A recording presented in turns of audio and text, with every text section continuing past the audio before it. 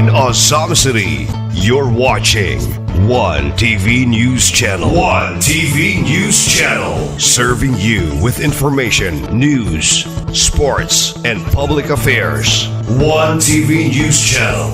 One TV News Channel. Serving you with love. Ang telebisyong pangmasa. One TV News Channel. One TV News Channel.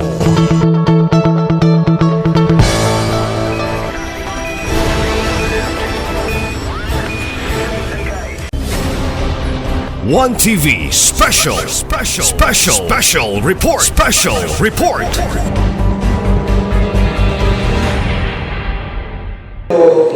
Give the floor to spokesman of the Philippines. President, sir. President. Madam Chair, Vice Mayor Bedinelli, members of the Honorable Council, distinguished guests, may hapon na kong tanan. I am Eljun Abukay, also in DepEd, working in DepEd Division of Azam City. So I am part of the families granted to be vacated in Barangay San Antonio. Unfortunately, we lost the case because Attorney Tapayan, there was negligence on the part of our attorney as to presenting the evidence on timberland. That decision was made in 2020 and we found out that it was timberland in the year 2018. Unfortunately, it was not presented by our attorney. That's why we also ran out of time for appeal, and it was very unfortunate for us because in reality, it was really timberland. It's indisputable coming from DNR. So that's why we're asking help from the local government unit to help us because we cannot allow this issue because setting the context, ang nagpapahawak sa mga was also blood-related. No. Unfortunately, the decision of the judge, we expected na maabot ng settlement, bayaran, but no. The decision was really to vacate us. You know? It was very unfortunate decision, but hopefully with the help of the local government unit, with all these families in front of you, hopefully matabangan din ninyo. And Madam Chair, that's all. Dagang salamat. Okay, thank you, sir. Actually, we continue to argue on the merits of this case. It's already final exploratory. So, di na tamutas sa merits. Kaya wala kaso kung non-testament, no? We no longer test the merits. Kaya mo yung sa health and religion, actually, we have a limited mandate by law. Number one, to investigate kung ang ibigay sa Senate ang iba ng effort. Kadua, in either decision, oversight function ako, na ako yung i-require, investigate ang issue nga nung nagtiruan kung timberland man. So, tama din ang madato na oversight function para ang tanaw kung sinundan na tinuon bagay nga timberland o nga naman na nagtiruan.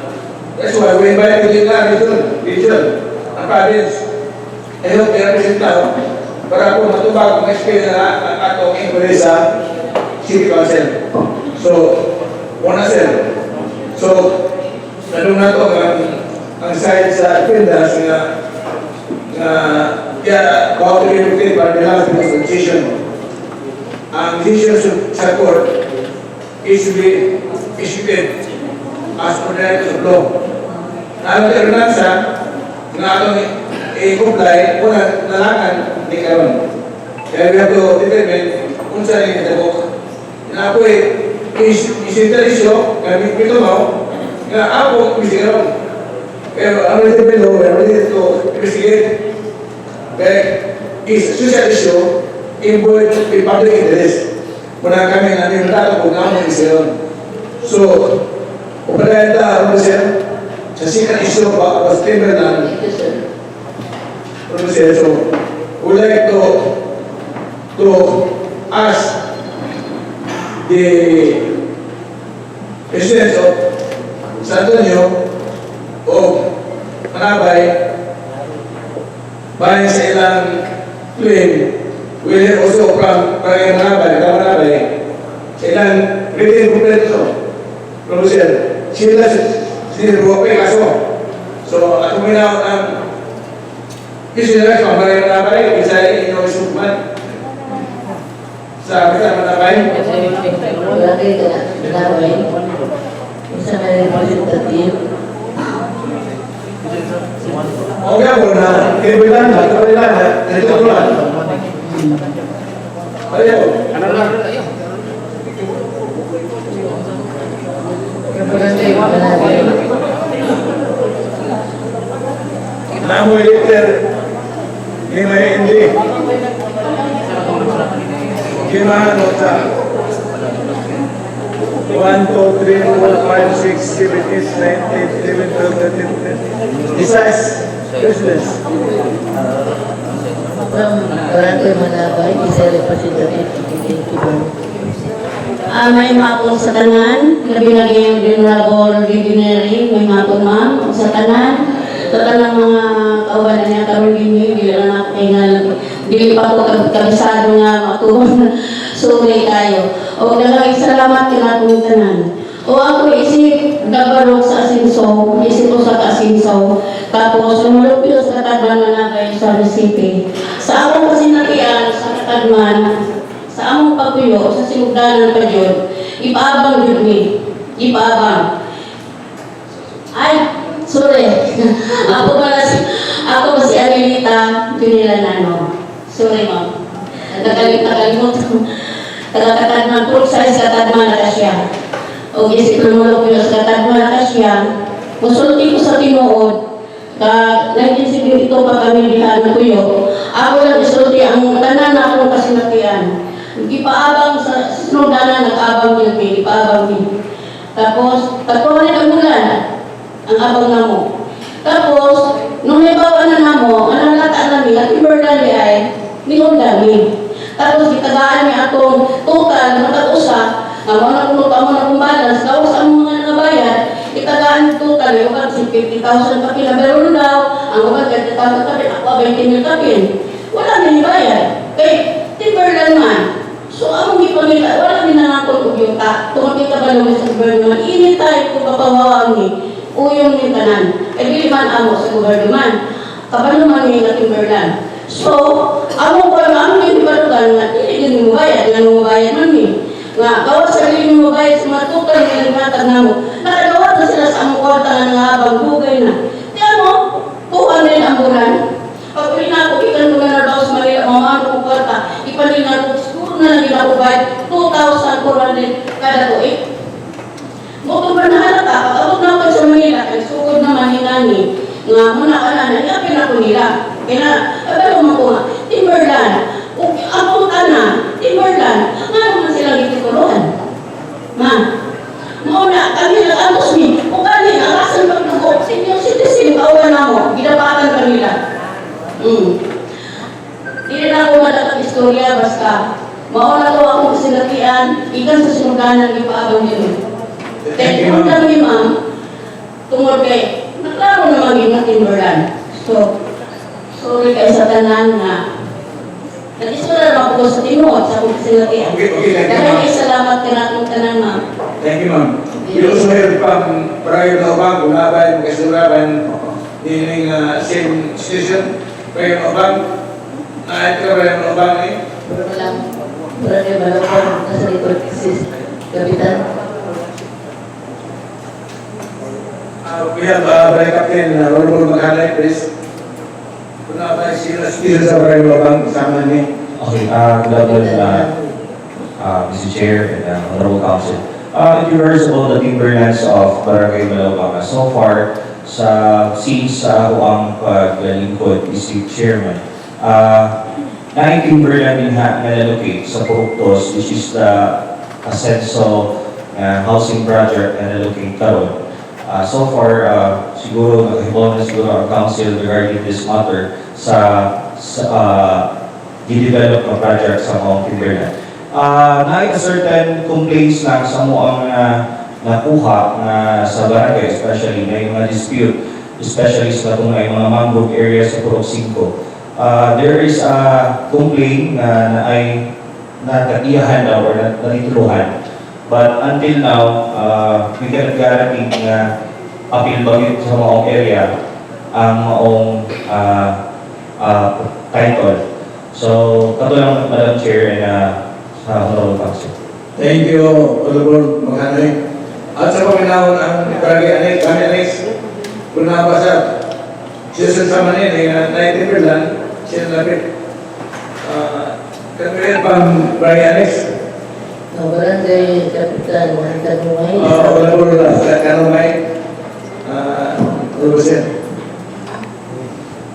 Mayroon nga po itong naman sa ato ang floor leader, no? So may hapon na kung sa mga account nila.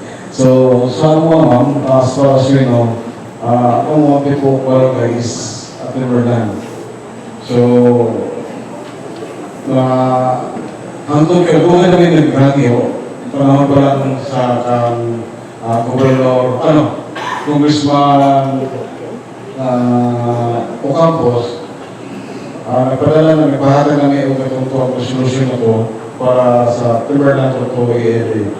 Dayon, sa panahon po sa congressman, congressman hindi pa ito panahon na, governor na po ito, ako po nang gilabi sa iya ang problema sa mga lugar. So, bago ngayon, katong during sa CLP meeting at dito sa Mayor Galvin, si Mayor Gani, wala katuo nga kami sa mga barangay, Timberland pa, may pagtuo gali commercial o residential na. So, i-drone pa na siya, itatawag na itong trabaho sa after sa meeting sa CLP. Nakita dito, residential na siya, commercial na tingnan, ibang barangay. So, karon we are seeking help for this almost body na unta through ang Congressman Ando na kung pwede matawanan na maikasa sa mga Timberland, ma-award na to sa AMD. So, mga ganyan yung sa barangay na hantod karon. Nagsasabi namin ng lulong sa barangay namin. So, ang mga household na inihala sa 3,000 na household niya sa barangay namin. So, mga nang kita ihangin mo sa post body na matawanan niya. Thank you, Honorable Kanumay. Nasa Timberland, bro, wala lang kayo isamok, no? Kaya wala matituloy na natin. So, in fairness to the DNR, kaya hindi naman din may himong nga kuan na lagisan namin sila. Ano pa kailangan namin na we'll begin with dinner service para ma-explain po ang ilang trabaho kung sa ang issue na ikatubag na aligasyon na mga Timberland o public million na dito tayo itinulan, kaya Congressman na gano'n, tinobalik na itinulan at umilaw na dinner service. To be here from the DNR. May I interject a statement a while ago, ma'am? Because I am the heirs of Doctor Military Senior and I was given the notice to appear in this study. You will have time, sir. You will have time later. Thank you. Okay, thank you, sir. Atong panahon At sa this point in time, we may recognize to the floor our DNR representative. Yes.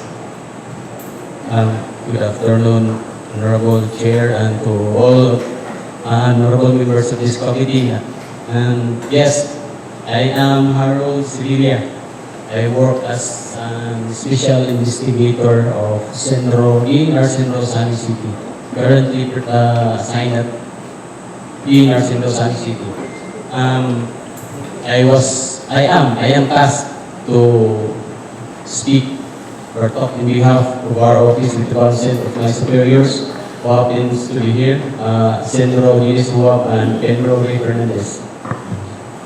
Firstly, Honorable Chair, I will render a brief history with regards to the issue on San Antonio. San Antonio with our office received a petition filed by a certain Eleuterio Abukay sometime on November 2020. The subject of this petition is for reversion and annulment of title of OCP number P878. So this subject title covering lot number 952 cat 240, which was titled under the name of Pascual Basmayor. It was issued by Central San City Office through free patent title on January 21, 1981.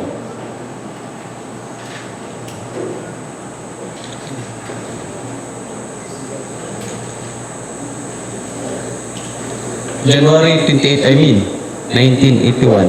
So it was certified by our office that such issuance is indeed in our record. And considering the filed petition of Mr. Abukay,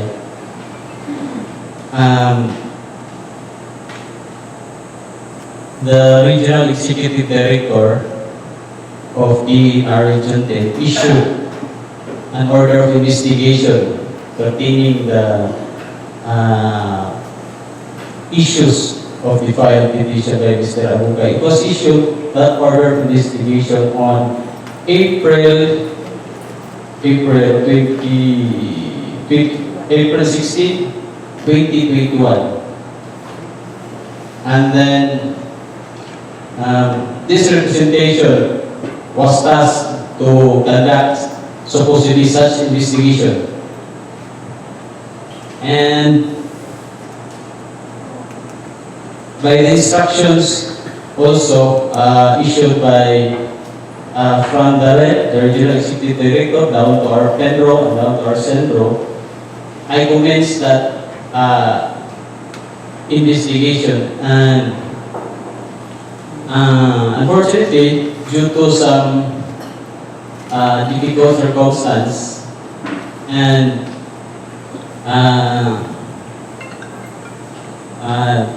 it needed to defer my investigation, and I was just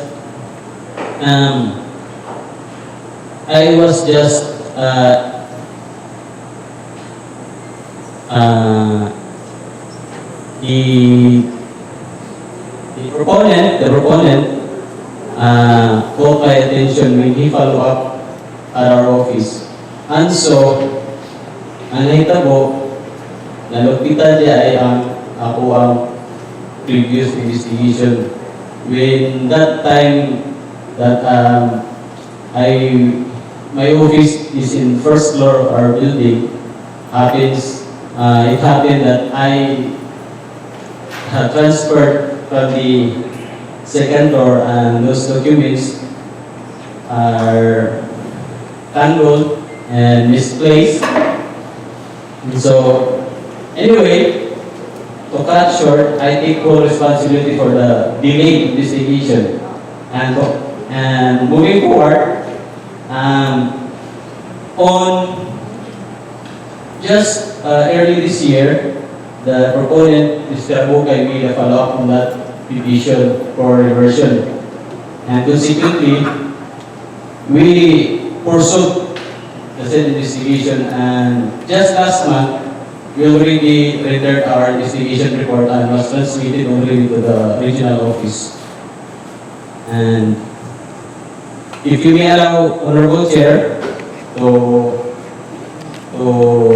further state our findings and recommendation, we would be willing to impart or inform your end on what what is the dispositive or output of our investigation.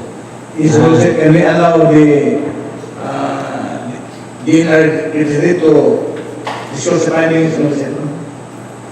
Yes, based the overall of findings of my investigation, Honorable Chair, we found out that lot 952 is indeed classified as timberland and unclassified lands. Meaning, the other portion falls within timberland classified lands, so the other portion falls within unclassified lands. Yes, Honorable Chair. I have here my copy of our projection, and it was certified by our office. Also, can the gentleman from the police ask copy of the document which is holding also? We will request your office no more. We would like to get a copy from your This week a general summary report, and please submit a copy of that report to our secretary for our fellows. Answer. Can you clarify further? Para mabuhay sa mga tao, di lang sa taga-Southern nyo, sa Tibok Samis, katong imong pronunciation nga ang portion Timberland, kung ako ay portion na unclassified. Can you elaborate na sir? Unsa nga ang portion na unclassified? Kung unsa po mong sabot na unclassified sir? Honorable Chair, once it is classified as timberland, it means that such land, such area is not susceptible for private appropriation, meaning it should not be titled, and it should not be subject for any public land application, including unclassified lands. Is that 952, which you mentioned a while ago, is this Timberland, sir? Lot 952, Honorable Chair, is classified as timberland and unclassified lands.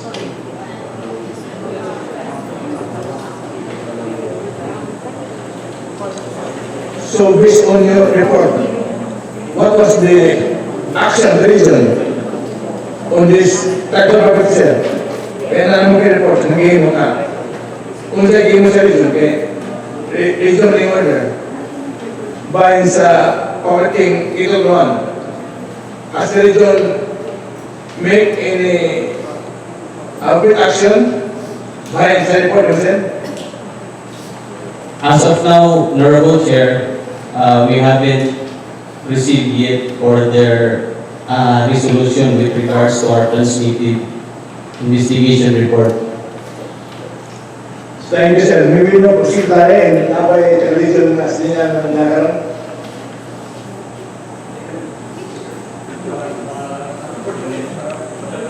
Yes.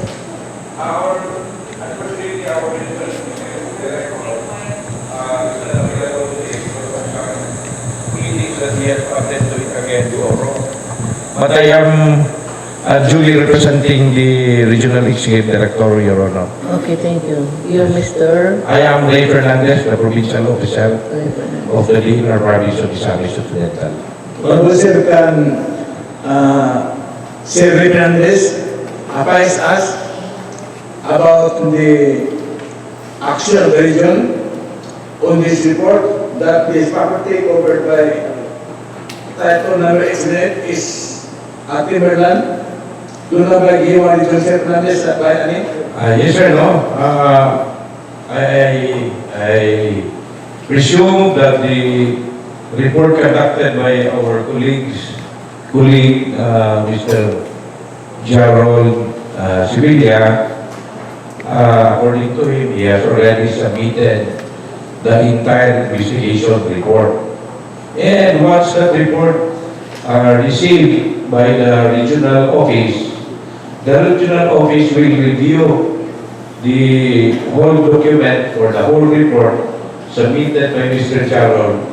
And in 30 days after, if possible, they would come up with their decision or the result of that investigation by the regional executive director. Your Honor. Thank you, sir. Yes, sir.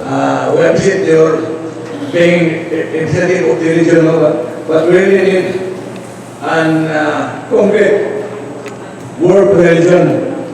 So, sir, perhaps later we can have another hearing please with the region can really send a representative who can convey the action of the region. Kaya I understand the mission of Sir Hernandez na is limited ang iyang authority to represent the region. So, this I need to conduct another hearing para mag-reply to the issue. We need, in fact, the director of the region or the assistant director to clarify kaya this addresses issue is against the DNR. So, in fact, the office of the DNR is also interested to know why. Kaya it's a president na ang team na hindi ito naman. Yan, who is responsible for this? I'm accountable na president sa DNR na ang iyong baga niyo. So, this is a serious matter of ourselves which has to be answered by the region. But we can't require the office department that at least the region can answer for this matter of ourselves. So, in the meantime, we appreciate the presentation of Sir Hernandez respect for the region. But we really need another hearing for this. So, in the meantime, we have also the land owner in Barangay Kamanamay, Mr. Cayon, about their property. He wants to also give us his representative. Okay, thank you, Mr. Sevilla. Thank you also, Mr. Fernandez, of your manifestation. At this point in time, we would like to acknowledge from Katarman Manapay, any representative from Katarman Manapay. Okay, sir. The owner of our property. Okay. Mr.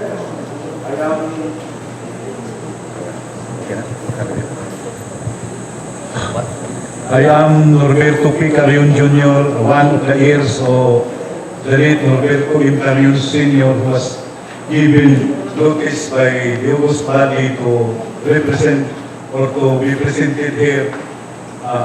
This pertains to the title property of my late father. That property is being titled his name, and we just only inherit that property. And I believe that in issuance of that title, my father exhaustively make it on a legal way. And all pertinent documents related to the issuance of that title is now in the hands of our legal counsel, ma'am, and all the documents with regards to timberland classification as classified by the DNR is there. So I just only make a manifestation or representation of the whole family. That's all, ma'am, and thank you. Okay, thank you, Mr. Carion. Okay, can the DNR also respond to the allegation from Mrs. Katarmanapay about this property, Dapat Hernandez, aning property sa Katarmanapay na allegedly timberland sa Plaza Ulan? Can the DNR give initial response to that? Yes, Honorable Chair, I am also the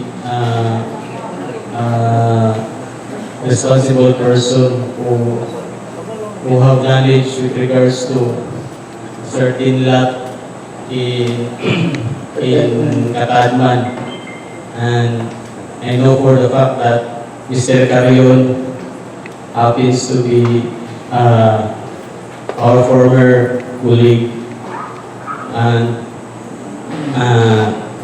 I'd like to make a brief history with regards to the issues also in that particular area. Sometime in 2020, I think, 2019, some individuals came to our office for such complaint that their residential dwellings are within the title lot of Mr. Carion. And to capture, I have rendered my investigation report on that matter and was transmitted to the regional office. And as of this date, we haven't received some legal guidance of that issue. But we have that report. Wala lang ako nadala din. Okay. Thank you. Thank you. Honorable Sir, can we request Sir Sevilla to signify briefly the report of your investigation regarding the lot in Barangay Calabon? Yes, Honorable Chair, I will point directly to the land classification or land status of that particular land. As far as my memory can recall, upon our projection, that subject lot falls within timberland classified lands. In Osama City, you're watching One TV News Channel. One TV News Channel. Serving you with information, news, sports, and public affairs. One TV News Channel. One TV News Channel. Serving you with love. Ang telebisyong pangmasa. One TV News Channel. One TV News Channel.